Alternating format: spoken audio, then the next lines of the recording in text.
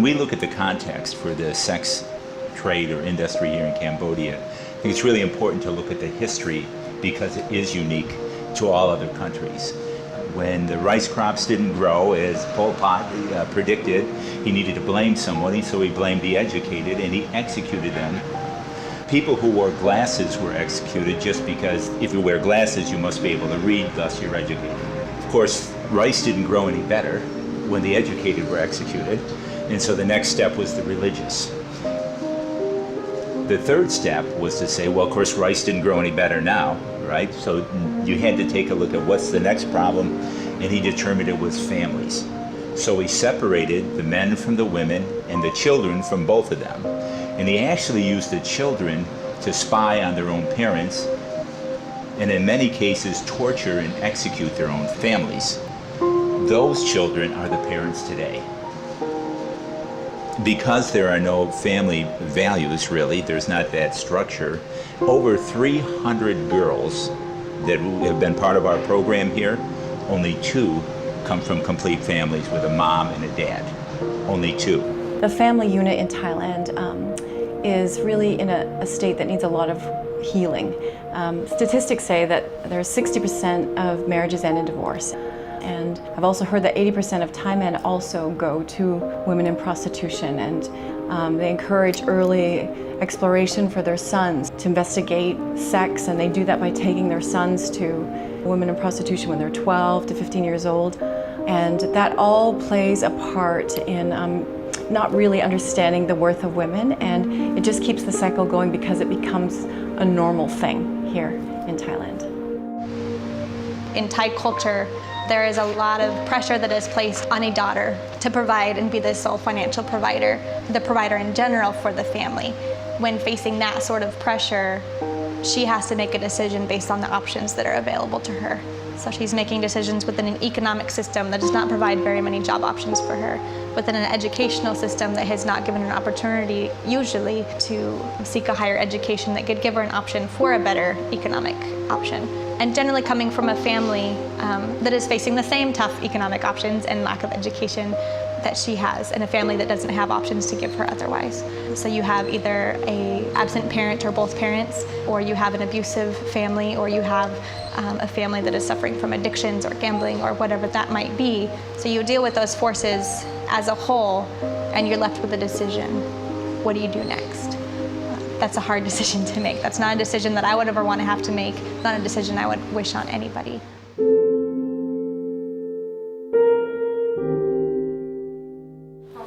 I came to Bangkok when I was 14. A friend convinced me to start working at the bar. I realized that this wasn't a kind of work that I want. I had to sell myself, my body. But I kept telling myself, you have come this far, you have to do this. What had happened when I was younger made me feel that I had no values, that I was worthless. When we take a look at the results of the trafficking of children and the abuse they take and the culture that they're in, it's hard to use words to explain it. You almost want to show you a girl's life. But it begins with the value that Cambodia places on women. And there's a Cambodian proverb that says, women are cloth, men are gold. And so what it means is once you become soiled as a piece of cloth, you're worthless. Gold, it can be soiled and cleaned and refined. And so that's the thought process that where it begins. A lot of the girls have a real sense of shame over what they do. They may like the money that's attached to it, and that helps them a little bit, but they're not proud of what they're doing. They're not proud that this is their only opportunity, and just really feel obligated to do something to care for their family. Shame about, not being able to care for their children appropriately, so they need enough money to be able to help their families to care for their children. It's something that is quite accepted in Thai culture and yet looked down upon at the same time. So they're not proud that that's the job that they have. And so for a girl, they are hungry to be loved. I mean, that's the bottom line. They just want to be loved and respected, and it's so difficult to get that in this culture. And then you add to it that they take false love. That boys that are filled with lust, not love for them, and they fall prey to that as well. Q suffered a lot because of my addiction. She had to work in the bars in Anna, selling her body in order to provide money for our family. When I ask women, do you like working here in a bar? Often, almost always, they would say, no, but I need the money. That was the first answer. The biggest fear is not being able to provide for their families. Also, to step out of something that they've come to know and go into a completely unknown place and people is scary. It's a risk, and unsure what will happen to them should they do that. But I would say their biggest thing to keep them from leaving would be that obligation to their families. Most girls would say they absolutely hate it. I met one girl when I first came here. She always acted really happy. I asked her if she liked what she did, and she said yes. And I'd never had anyone answer that way. And I didn't believe her. And actually, a couple years later, I saw her very sad working in the same bar. And I said to her, why are you looking so sad tonight? And she said, I have to do this for 7 more years. And I said, why? And she said, my daughter is in grade 10, and she is going to finish high school, and she's going to go to college. And I am not going to let her do what I am doing. So I have to work here so I can pay her way to college.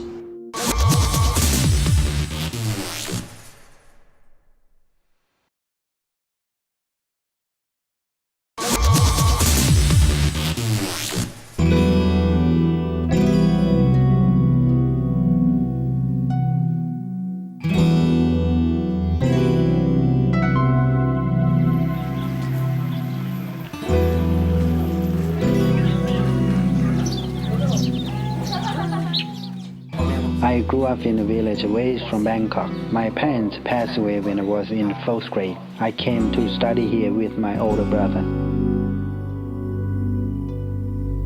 It was such a difficult time. Eventually, I got into drugs. I was smoking marijuana and sniffing glue and ended up messing with meth. When my brother found out that I was using drugs, he began hitting me and we fought every day.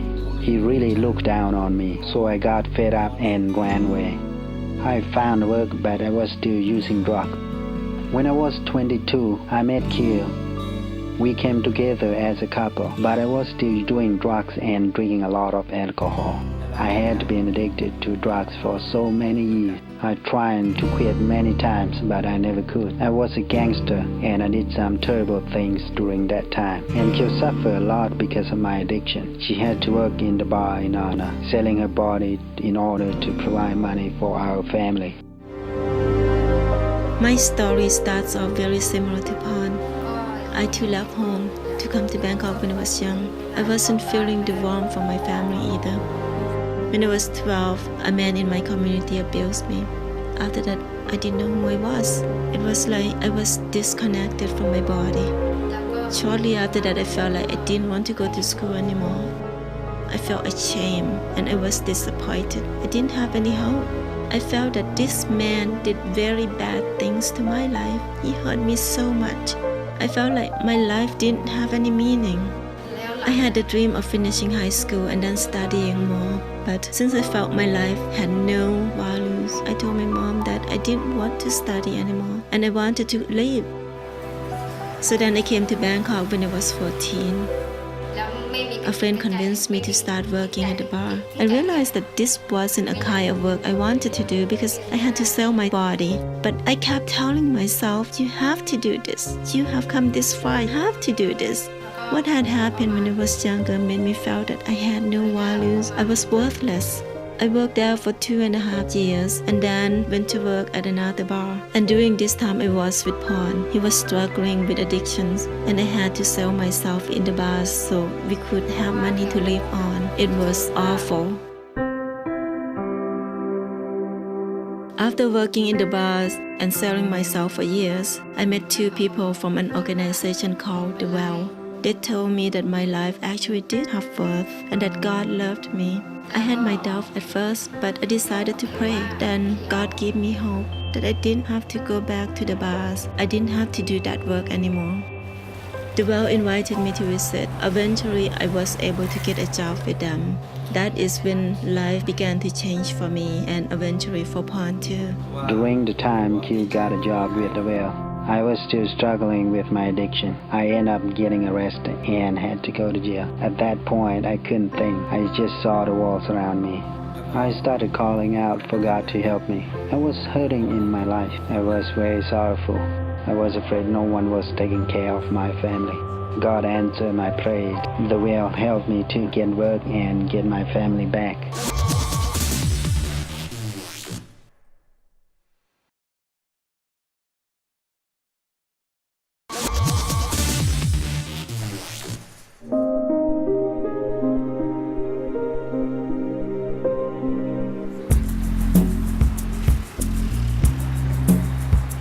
For 4 years, I worked as an undercover investigator on behalf of 2 organisations, 2 human rights groups, posing as a customer, as a sex tourist, a pedophile, a John, going into the brothels and the go-go bars and the gentlemen's clubs in more than 12 countries around the world.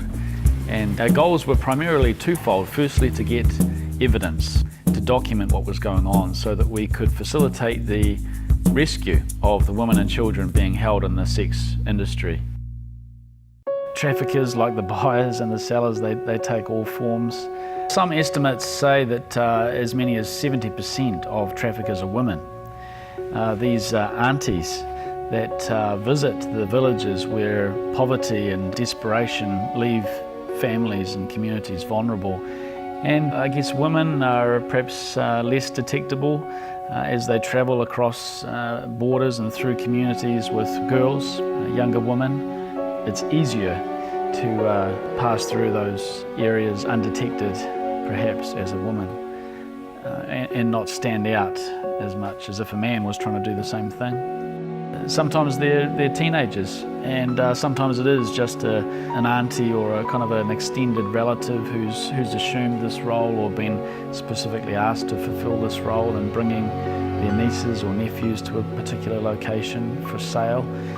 And then of course there are very sophisticated, very organised Eastern European gangs, Southeast Asian, Latin American, Mexican, from all kinds of criminal enterprises and from all backgrounds whose job it is, both at the source, so where these women live and children live, where for whatever reason they are able to be trafficked, right through to when they're delivered and paid at the destination, be that somewhere else in the other city or on the other side of the world. The amazing thing for me was how relatively easy it was to locate these places where women and children are being sold in this form of modern day slavery, and to, through a series of conversations, to ultimately meet those responsible for their trafficking.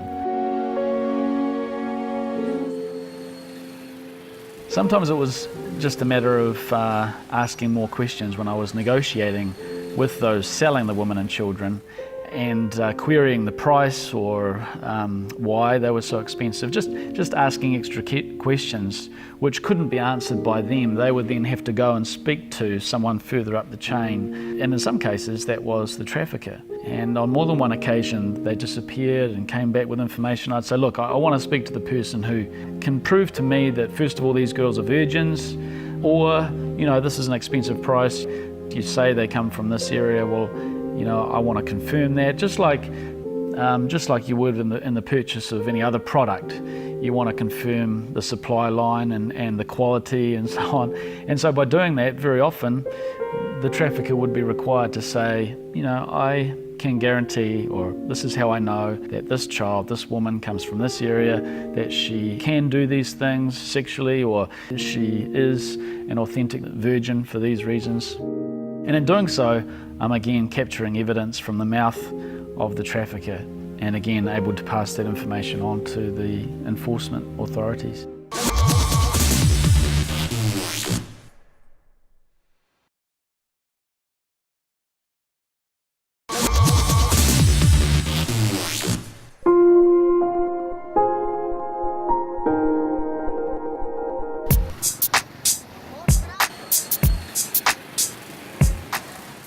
In looking at the issue of the sex industry or the issue of prostitution or trafficking, many will consider the woman the victim in the process. And often we are moved by her story. We're moved by the past that has brought her into this place of brokenness.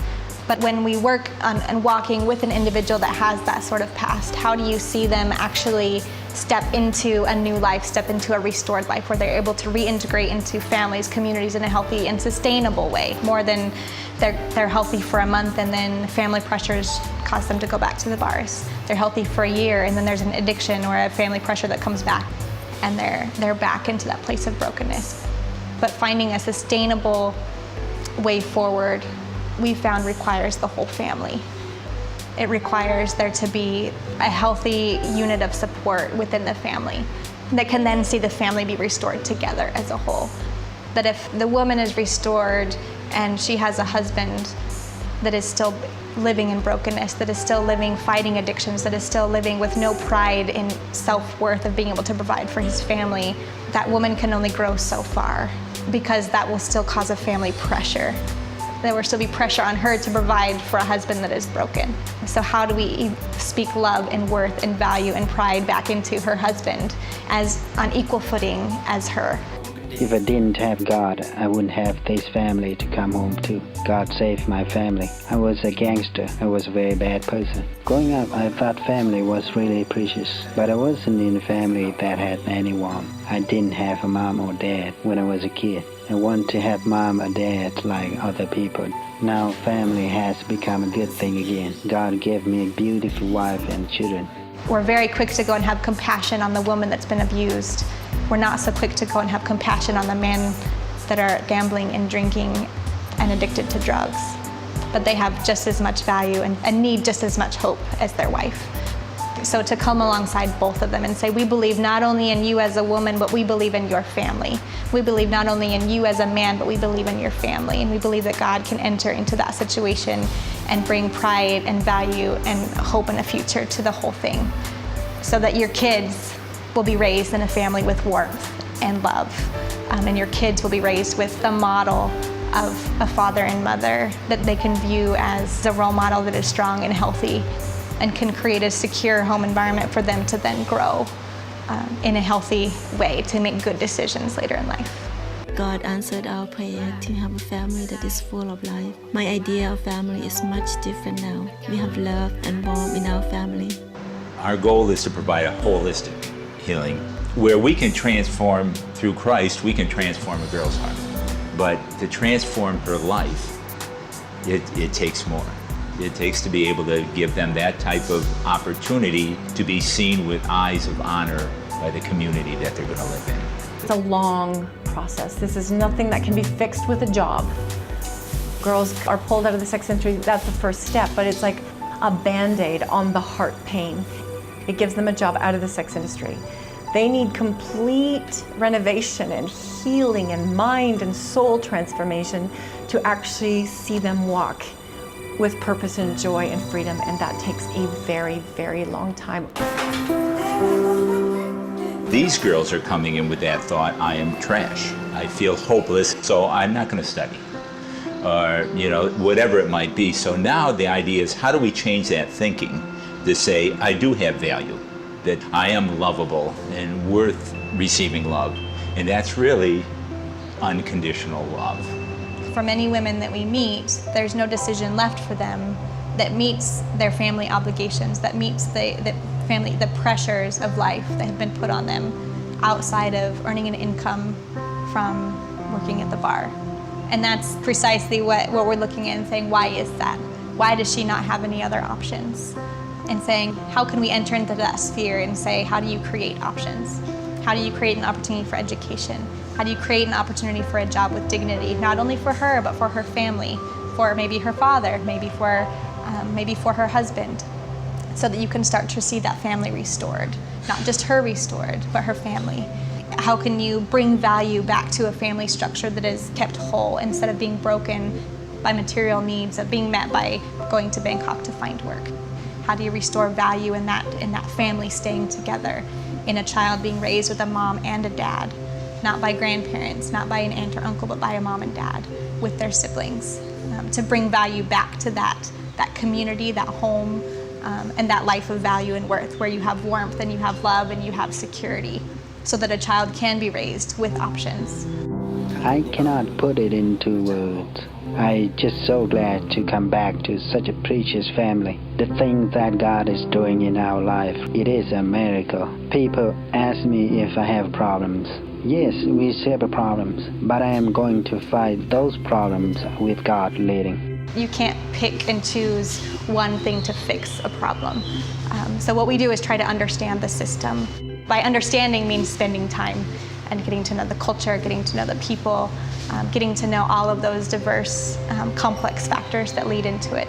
There can be change in the future as long as we keep affecting a country, working within their culture, respecting their culture, and trying to work with them and partner with them instead of just saying, here we are from the West, let's just fix this problem. That's never going to happen. But when you partner with a country, and many organizations do that beautifully, they partner with a country and say, how can we help? What can we do? That's when you see change happen. It takes a long time, but that gives me a lot of hope.